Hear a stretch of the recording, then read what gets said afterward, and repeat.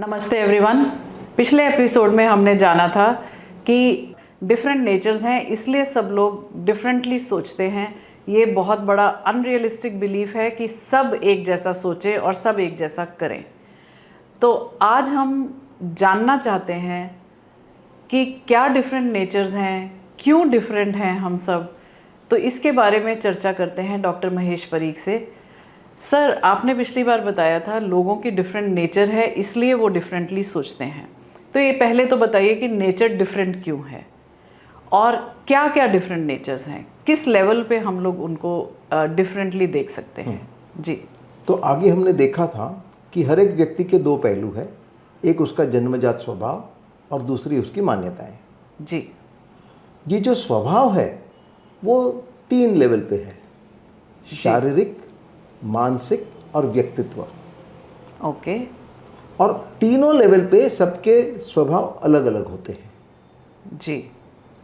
तो पहले शारीरिक लेवल ले लेते हैं।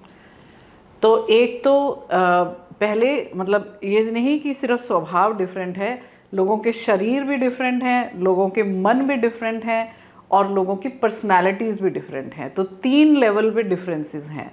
Very interesting. तो सबसे पहले हम बात करने वाले हैं फिजिकल डिफरेंसेस के। जी सर। तो सबके बॉडी स्ट्रक्चर्स भिन्न भिन्न हैं। जी। लेकिन मुख्य रूप से 3 प्रकार हैं और बाकी के सब इसके मिश्रण से होते हैं। ओके। तो ये 3 प्रकार कौन से हैं? तो एक है ectomorphic structure. Ectomorphic structure. Okay. जिसको आयुर्वेद में कहते हैं वात प्रकृति। वात प्रकृति। जी जी, ये आयुर्वेदा में बताया जाता है। जी। दूसरा है मीजोमॉर्फिक स्ट्रक्चर। मीजोमॉर्फिक स्ट्रक्चर। ओके। जिसको आयुर्वेद में कहते हैं पित्त प्रकृति। पित्त प्रकृति। जी। और तीसरा है एंडोमॉर्फिक स्ट्रक्चर। Endomorphic structure. जिसको आयुर्वेद में कहते हैं कफ प्रकृति। कफ प्रकृति। तो वात, पित्त और कफ प्रकृति ये तीनों फिजिकल डिफरेंसेस हैं। हाँ जी। तो इनके बारे में थोड़ा बताएंगे सर कि हाँ। जैसे वात प्रकृति है उसमें कैसे दिखते हैं लोग। जी। ये लोग दुबले पतले होते हैं। जी। उनके हड्डियाँ दिखती है, गाल की हड्डी, गले की हड्डी, छाती की हड्डी। अच्छा। जैसे जॉनी वॉकर है, जी। ईशान शर्मा है, जी। पीटी उषा है। जी। ये सब एक्टोमॉर्फिक स्ट्रक्चर है। तो जो वात प्रकृति के लोग हैं वो पतले दिखते हैं, उनकी हड्डियां दिखाई देती हैं और वो यूजुअली पतले और लंबे होते हैं। तो ये तो अच्छी बात है कि हम कंपेयर करते हैं। जो मोटे लोग हैं वो सोचते हैं कि सभी पतले हो जाएं और वैसे ही दिखने लगें। तो ये तो हमारा फिजिकल डिफरेंस जन्मजात ही है। ओके। तो वात प्रकृति को हमने समझा। अब आगे देखते हैं पित्त प्रकृति के लोग कैसे हैं। ये लोग मस्कुलर दिखते हैं। मस्कुलर होते हैं। ओके। जो कफ प्रकृति है वो गोल मटोल होते हैं। कफ प्रकृति वाले गोल मटोल, मोटे ताजे, हमारे जैसे। तो अभी हम ये कंपेयर नहीं कर सकते कि हम पतले क्यों नहीं हैं, क्योंकि हम पैदा ही कफ प्रकृति में हुए हैं। तो हमें कोई पश्चाताप नहीं होना चाहिए और कोई गिल्ट नहीं होना चाहिए कि हम ऐसे क्यों हैं, क्योंकि जन्मजात ये स्वभाव है। तो फिजिकल लेवल पे आपने 3 प्रकृतियाँ बताई, वात, पित्त और कफ, जिसमें एक में लोग थोड़े मोटे होते हैं, गोल मटोल होते हैं, दूसरे में मस्कुलर होते हैं और तीसरे में पतले होते हैं और लंबे होते हैं। अब ये तीनों में से बढ़िया कौन सा है, घटिया कौन सा है?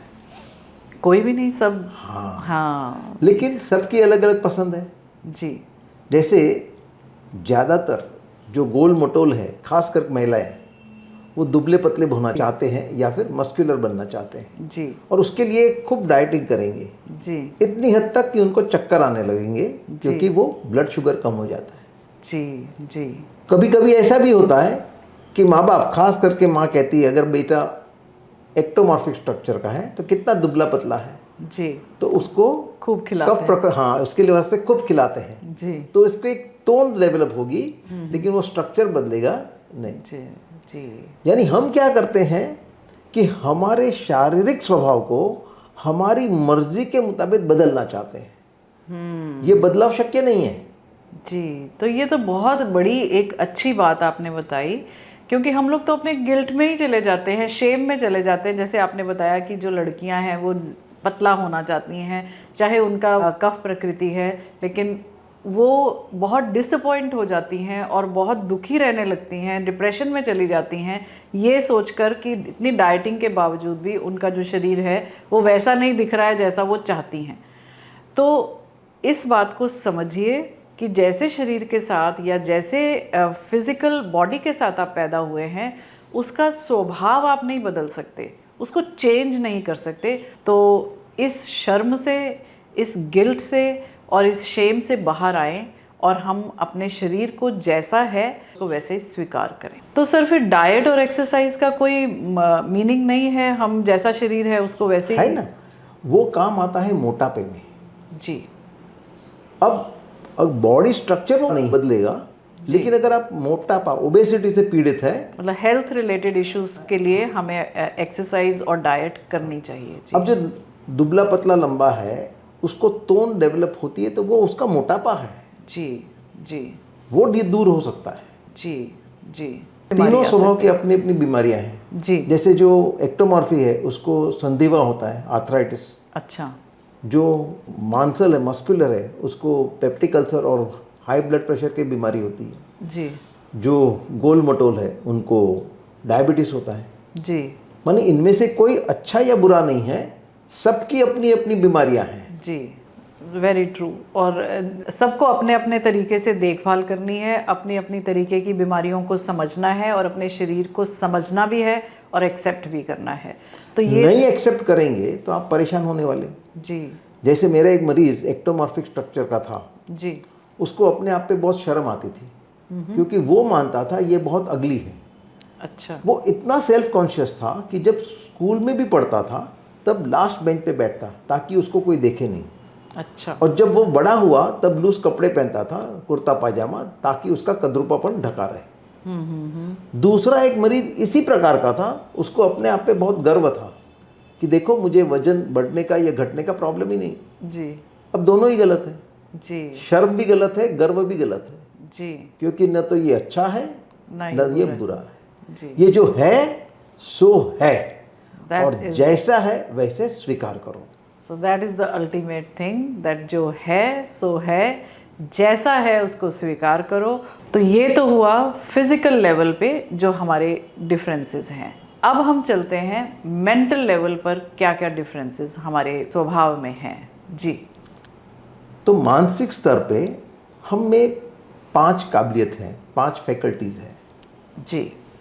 कम्युनिकेटिव यानी संदेशवाहक, सेंशियंट यानी हमारी जो फीलिंग बताती है। तीसरा है रिटेंटिव फैकल्टी जो हमारी स्मरण शक्ति है। चौथी है रैशनल फैकल्टी जिससे हम विचार कर सकते हैं, जिससे हम निर्णय ले सकते हैं। और पांचवी है कोग्निटिव फैकल्टी जिससे हम कुछ क्रिया कर सकते हैं। ओके। तो मेंटल नेचर में बताया सर ने कि हमारी 5 फैकल्टीज़ हैं। ये 5 कैपेसिटीज़ हैं हमारी मेंटल कैपेसिटीज़ जिनको बोला जाएगा। एक है कम्युनिकेटिव, दूसरी है सेंशियंट, तीसरी है रिटेंटिव, चौथी है रैशनल, पांचवी है कॉग्निटिव। तो ये 5 कैपेसिटीज़ हम सबके पास होती हैं। एक उदाहरण दूं तो समझो कोई व्यक्ति रास्ते पे चल रहा है और वो सोच में डूबा हुआ है, इसलिए देख नहीं रहा है कहाँ चल रहा है, और उसको ठोकर लगती है। जी। अब ठोकर लगी तो उसको दर्द होगा, तो सेंशियंट फैकल्टी काम में आ गई। जी। अब वो आंखें खुली रख के चलेगा, जी। तो कम्युनिकेटिव फैकल्टी काम में आ गई। जी। ये जो हादसा हुआ उसके मेमोरी में दर्ज हो गया। रिटेंटिव। अभी थोड़े कदम आगे गया तो आंखों ने रिपोर्ट किया कि अभी एक बड़ा पत्थर है रास्ते में, और मेमोरी अलर्ट करती है कि अभी बहुत बुरा अनुभव हुआ, ज़रा संभल जाओ। जी। अब क्या करना है, तो अब रैशनल फैकल्टी काम में आई कि परिस्थिति कैसी है उसके आधार पे क्या करना है। अगर पत्थर छोटा है तो उस पर कूद जाओ, अगर बड़ा है तो उसके बगल से निकल जाओ। जी। तो उसने तो निर्णय दे दिया, जी। उसका अमल कौन करेगा, तो कॉग्निटिव फैकल्टी। जी। माने इस छोटे से काम में पांचों 5 फैकल्टी काम में आ गई। तो 5 फैकल्टीज, इसका मतलब सारा दिन हमारे काम में आती है। यदि एक पत्थर के इंसिडेंट से हमारी 5 जो कैपेसिटीज़ हैं वो एक्टिवेट हो जाती हैं, तो हमारे जीवन में एवरी मोमेंट हम ये पांचों कैपेसिटीज़ को यूज़ कर रहे हैं। जी, तो इसमें हमारे डिफरेंसेस कहाँ कहाँ आते हैं? ये है उसकी कौन सी फैकल्टी पावरफुल है। अच्छा, डोमिनेटिंग फैकल्टी। माने पांचों फैकल्टी के स्ट्रेंथ एक सरीका नहीं होता है, सभी बलवान नहीं होती है, कोई ज़्यादा होती है, कम होती है जी। और उसके मुताबिक हमारी अलग अलग काबिलियत होती है। जी। जैसे जो कम्युनिकेटिव फैकल्टी में स्ट्रांग है उसको बोलना, लिखना, सुनना, गाना, पढ़ना ये सब अच्छा लगेगा। जी। ये अच्छे पत्रकार बनेंगे जी। ये अच्छे लेखक बनेंगे जी। ये अच्छे वक्ता बनेंगे। जी। तो ये कम्युनिकेटिव फैकल्टी में हो। जी। जो सेंशियंट फैकल्टी वाले हैं वो लागणी प्रधान है, वो ज़्यादा संवेदनशील होते हैं, वो ज़्यादा कलात्मक होते हैं, आर्टिस्टिक कैपेसिटी, एस्थेटिक टेस्ट उसमें ज़्यादा है। जी। जैसे गाना है, डांस है, ड्रामा है, पेंटिंग है, स्कल्पचर है, ये इनको भाएगा। जी। ये अच्छे आर्टिस्ट बनते हैं, अच्छे परफॉर्मर्स बनते हैं। जी। जी। जिसकी रिटेंटिव फैकल्टी स्ट्रांग है वो पढ़ाई लिखाई में अव्वल है, जी। उसको एकेडमिक ओरिएंटेशन है, ओके। उसको खूब पढ़ना अच्छा लगता है। जी। तो जो रिटेंटिव फैकल्टी वाले हैं वो पढ़ने और पढ़ाने में बहुत अच्छे रहते हैं। होते हैं। जी। जी। जो रैशनल फैकल्टी वाले हैं वो विचारशील है। अच्छा। They want to know the how and why of everything. अच्छा। ये अच्छे साइंटिस्ट बनेंगे, ओके। अच्छे रिसर्चर्स बनेंगे, ठीक। अच्छे कंसल्टेंट बन सकते हैं। जी। और जो कोग्निटिव फैकल्टी वाले हैं वो क्रियाशील ज़्यादा है। अच्छा। उनकी फेवरेट हॉबी होती है खेल कूद, ट्रैवलिंग, मुसाफरी। तो स्पोर्ट्स पीपल इसमें आते हैं। इसमें आएंगे। अब ये पांचों में से कौन सी बढ़िया है, कौन सी घटिया है? सब अच्छी। सब अच्छी है, लेकिन हमारा बायस होता है। माँ बाप हमेशा ये चाहते हैं कि बेटा पढ़ाई लिखा में अव्वल आए। उसकी काबिलियत अगर गाने बजाने में है या खेल कूद में है तो पढ़ाई में वो होशियार नहीं होगा। जी। जी। तो उसकी जो कमजोरी है उस पर ध्यान न देके उसकी जो स्ट्रेंथ है उसको विकसाने की कोशिश कीजिए। जी। कई माँ बाप उल्टा सोचते हैं हाँ। कि पढ़ लिख के क्या करना है, दुकान में बैठना है तो अभी से आ जाओ। दोनों ही गलत है। जी। दोनों ही अपनी मनमानी बच्चों पे ठोप रहे हैं। जी। सही क्या है कि उसकी काबिलियत पहचानो और उसके मुताबिक उसको मार्गदर्शन को। जी। तो ये तो बहुत ही आंखें खोल देने वाली बात है कि हमारी जो मेंटल कैपेसिटीज़ हैं, जो 5 मेंटल कैपेसिटीज़ हैं, उसमें से हमारी हो सकता है सारी इतनी स्ट्रांग ना हो, 1 या 2 बहुत स्ट्रांग होंगी, बाकी थोड़ी सी वीक हो सकती हैं या बाकी थोड़ी कम डोमिनेंट हो सकती हैं। तो यदि कम्युनिकेटिव फैकल्टी अच्छी है तो आप अच्छे वक्ता बन सकते हैं, और यदि आप सेंशियंट हैं तो आप क्रिएटिव पर्सन बन सकते हैं। तो अपने आप को दूसरों से कंपेयर ना करें कि यदि वो खेल कूद में अच्छा है तो मुझे भी खेल कूद में अच्छा होना है, यदि वो बहुत अच्छा पढ़ लेता है, वो फर्स्ट आता है, अव्वल नंबर अपनी क्लास में आता है, तो मुझे भी उससे compete करना है। तो ये आपके अंदर गलत भावनाओं को जगाएगा, आप में फ्रस्ट्रेशन होगी, आप में जेलेसी होगी, आप में एक तरह का स्ट्रेस भी आ सकता है, आप डिप्रेस भी हो सकते हैं ये सोचकर कि अरे मैं तो ये कर नहीं पा रहा हूँ, या फिर आप अपने बच्चों को कंपेयर करने लगते हैं तो उससे और तरह की कॉम्प्लिकेशंस आ जाती हैं। तो आप इस बात को समझिए कि आप या आपके आसपास के लोग कौन सी मेंटल कैपेसिटीज़ को डोमिनेट कर रहे हैं, उनको वैसे इनकरेज कीजिए, उनको वैसे आगे बढ़ने में मदद कीजिए ताकि वो अपने फुल पोटेंशियल को जी सकें और खुश रह सकें, और आप भी उसमें खुश रहेंगे क्योंकि आप कंपेयर नहीं कर रहे हैं, क्योंकि आप उनके साथ जेलस फील नहीं कर रहे हैं। जो कुदरत ने आपको मेंटल कैपेसिटीज़ दी हैं उनको रिस्पेक्ट कीजिए, उनका बेस्ट वर्जन लेकर आइए और किसी से कंपेयर ना कीजिए, because you are unique and your capacities are unique. तो सर ये जो 5 मेंटल कैपेसिटीज़ हैं, क्या इनका भी आगे क्लासिफिकेशन या वर्गीकरण है?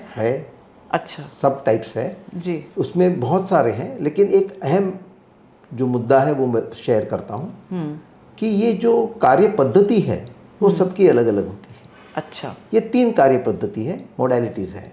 अच्छा।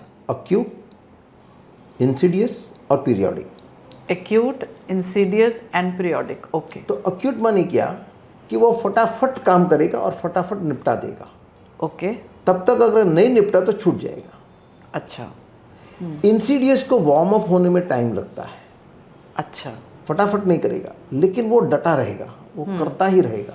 अच्छा। और कभी कभी बिन जरूरत का आगे बढ़ाता रहेगा। अच्छा।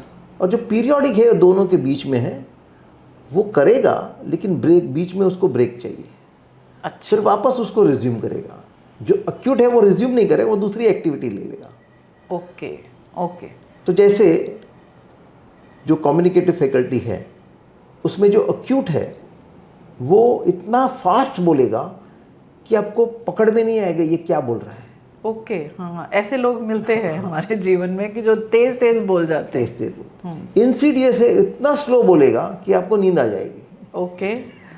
और जो पीरियोडिक है अमुक समय बोलेगा, ब्रेक लेगा, वापस बोलेगा, वापस ब्रेक लेगा। ओके, ठीक बात है। इसी तरह रिटेंटिव फैकल्टी में अमुक विद्यार्थी ऐसे होते हैं जो चोटी बांध के बैठ जाते हैं और घंटों तक पढ़ते हैं। इसको कहते हैं मास प्रैक्टिस। ओके। अमुक विद्यार्थी ऐसे हैं, थोड़ा पढ़ेंगे, ब्रेक लेंगे, वापस पढ़ेंगे, वापस ब्रेक लेंगे। ये है डिस्ट्रीब्यूटेड प्रैक्टिस। और अमुक विद्यार्थी ऐसे हैं जो पूरा साल नहीं पढ़ेंगे, लास्ट में 2-3 महीने में पूरा पोर्शन कवर कर देंगे। Acute modality. राइट। तो अब इसमें से बढ़िया कौन सी है? सभी बढ़िया है। मैं आपकी बात सुनते सुनते यही सोच रही थी कि हम लोग क्या सोचते हैं कि अरे वो सारी रात बैठ के पढ़ता है तो मुझे भी सारी रात बैठकर पढ़ना है। ऐसा ज़रूरी नहीं है। यदि आपका स्वभाव, आपकी मेंटल कैपेसिटीज़ वैसी नहीं है तो आप सेम काम नहीं कर सकते। तो बार बार यही बात निकल कर आती है, do not compare your self with anybody, because आप बहुत डिफरेंट हैं। आप जैसे हैं वैसा एक्सेप्ट कीजिए, अपने स्वभाव को नियंत्रण में रखिए, लेकिन उसको ज़रूर एक्सेप्ट कीजिए, क्योंकि आप सबके साथ सबके जैसे नहीं हो सकते। ये कभी ना सोचें कि ये कर सकता है तो मैं क्यों नहीं कर सकता। आप वो कीजिए जो आप बेस्ट कर सकते हैं। That is so much of knowledge. मैं रिपीट कर देती हूँ कि 3 तरह के फिजिकल बॉडीज़ हैं हमारे पास, वात प्रकृति, कफ प्रकृति और पित्त प्रकृति। और 5 तरह की मेंटल कैपेसिटीज़ हैं, कम्युनिकेटिव, रिटेंटिव, रैशनल, सेंशिएंट और कॉग्निटिव। तो ये 5 तरह की ये है, और उसकी भी आगे 3 मोडेलिटीज़ हैं। वो 3 क्या है? एक्यूट, इंसिडियस और पीरियोडिक। आप इस एपिसोड को बार बार देखिए, क्योंकि इससे आपको अपने विषय में और अपने आसपास घर के लोगों के विषय में इतना कुछ पता चलेगा कि आपके संबंध और मधुर होंगे यदि आप इन सब चीज़ों को फॉलो करेंगे, क्योंकि आप उनको भी समझ पाएंगे और अपने आप को भी समझ पाएंगे। All the best. अगले एपिसोड में हम पर्सनैलिटीज़ की बात करेंगे कि डिफरेंट टाइप्स ऑफ पर्सनैलिटीज़ क्या हैं। उससे हमारा अपने आप को समझने का जो तरीका है वो और गहरा हो जाएगा। अपने और अपने आसपास के लोगों के साथ संबंध को मधुर बनाने के लिए खुद को समझना बहुत ज़रूरी है। तो नेक्स्ट एपिसोड में हम पर्सनैलिटीज़ की बात करेंगे। All the best. See you soon.